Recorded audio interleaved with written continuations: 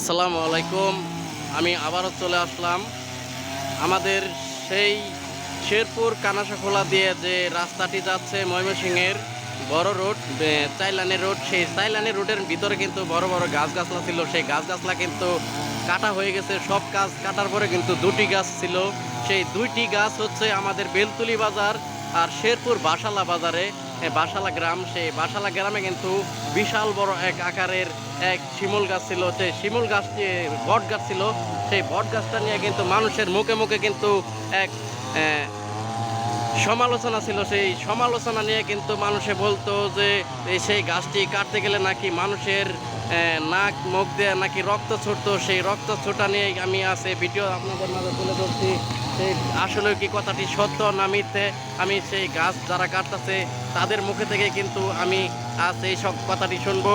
এখানে কিন্তু সেই গাছটির নাম ছিল কিন্তু ঐতিহ্যবাহী হিসাবে কালীবাড়ি বটগাছ। সেই কালীবাড়ি বটগাছের সেই ঘটনাটা নিয়ে কিন্তু আপনাদের মাঝে চলে আসবো আর এসেছি।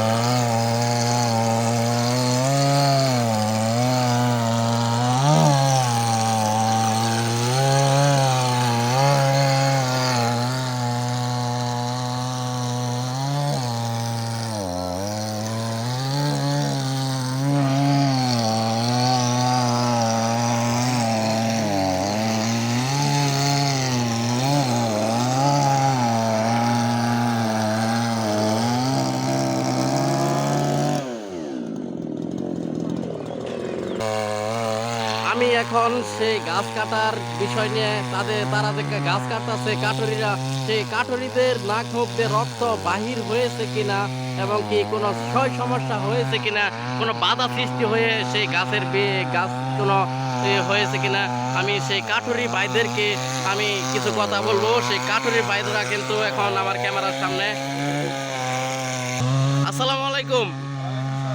আমাদের এই কালীবাড়ি বট গাছ কাটা নিয়ে কিন্তু অনেক কুসংস্কার চলিতেছে। মানুষের মুখে মুখে হৃদয়ে কিন্তু এই কথাটা বাধা হয়ে গেছে যে আমাদের এই গাছ কাটতে আসলে নাকি মানুষের নাক মুখ দিয়ে রক্ত বাহির। তো ভাই, আপনারা তো এই গাছ কাটতেছেন, আমাদের শেরপুর জেলার মধ্যে এই বড় রাস্তাটি হচ্ছে, হওয়ার ভিতরে যে আরো অনেক বড় বড় গাছ বৃক্ষ কাটা হয়েছে, কোনো বাধা সৃষ্টি হয় নাই, কোনো মানুষের মধ্যে কুসংস্কারের কথা বলা হয় নাই, কিন্তু এই গাছটার ভিতরে কুসংস্কারের কথা বলা হচ্ছে এবং কি মানুষের মুখে মুখে ছড়িয়ে আছে। আমাদের বেলতলি বাজারে একটা এই বাসালা একটি গাছ, বিশাল বড় আকারের একটি শিমুল গাছ, এই বট গাছ। সেই বট গাছটার ভিতরে কোনো কি আপনাদের কোনো বাধা সৃষ্টি কিছু আপনারা পেয়েছেন? আপনারা কিছু পান নাই? তো এটা কি মানুষের কুসংস্কারের কথা হইতে পারে? এই গাছটা কিন্তু হয়তো অনেক পুরাতন একটি গাছ। এখানে আমি এক মুরব্বীর সাথে কথা বলতেছি। এই গাছটার বয়স কত হইতে পারে? 100 বছরের উপর হইব। আচ্ছা, গাছের আকারটি কিন্তু বিশাল বড় এক গাছ, মানুষের মুখে মুখে কিন্তু ছড়িয়ে আসছিল সেই গাছটি কাটতে সময় নাকি নাক মুখ দিয়ে রক্ত বাহির। সেই নাক মুখের রক্ত বাহির না হওয়াটার আমি বিষয়টা কিন্তু আপনাদের মাঝে আমি তুলে ধরছি।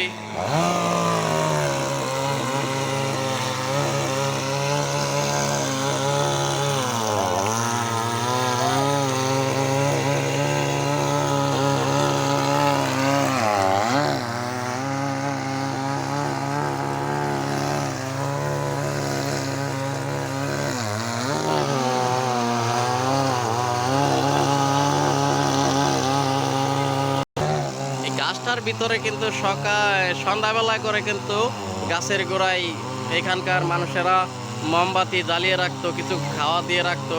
সেই মোমবাতি জ্বালানোর কারণেই হয়তো হতে পারে মানুষের কুসংস্কারের সেই কথাবার্তা।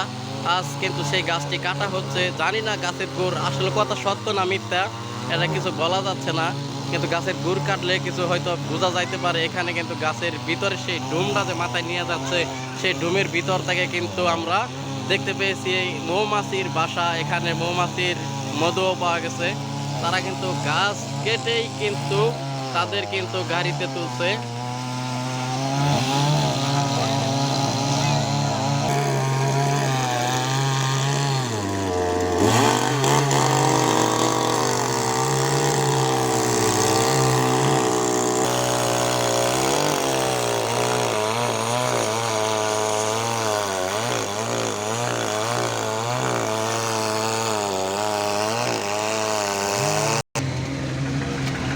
আমি এখন কিন্তু সেই গাছের গোড়া থেকে কিন্তু চলে যাচ্ছি আমাদের সেই চন্দ্রকোনা গ্রামের দিকে। আমরা কিন্তু দেখতেই পাচ্ছি কানাশখোলা থেকেই কিন্তু আমি রওনা করেছিলাম। সেই কানাশখোলা থেকে কিন্তু পুরো ভীমগঞ্জ পর্যন্তই কিন্তু কাজটা এইভাবেই কিন্তু এগিয়ে যাচ্ছে, দ্রুতভাবে এগিয়ে যাচ্ছে আমাদের চন্দ্রকোনার দিকে। আমি কিন্তু এই বলেই আমার কথা শেষ করছি। সকলে আমার ভিডিওর পাশে থাকবেন। হয়তো আমি 3-4 দিন ধরে আমি ভিডিও দিতে পারি না, কারণ আমার মোবাইলের ওয়াইফাইটা সমস্যা হয়ে পড়েছে। সকলে ভালো থাকবেন। আসসালামু আলাইকুম।